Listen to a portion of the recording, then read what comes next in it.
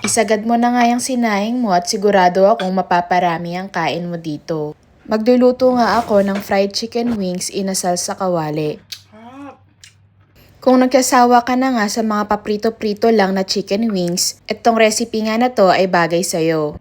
Imamarinate nga muna natin tong mga chicken wings natin sa ginger garlic soy sauce, chicken powder, white pepper, olive oil, turmeric powder, paprika, lemon juice, sugar, liquid seasoning, and lemongrass. Kung meron kang annatto powder, hindi mo na kailangan maglagay ng turmeric and paprika powder. At imamarinate nga natin to ng overnight para mas malasa. Kapag pinirito mo na tong chicken wings skin side down, hanggang sa magkaroon ng parang grill mark. At ilagay mo nga rin tong pinagmarinitan natin ng chicken wings. Cover and wait at least 6 minutes sa medium fire. Pagluto na nga yung chicken wings, wag mong itapon tong mantikang pinaglutuan natin at yan ang gagamitin nating chicken oil. At ganun nga lang kadaling magluto ng chicken wings inasal sa kawali. Kaya naman, kain na tayo pangyaw!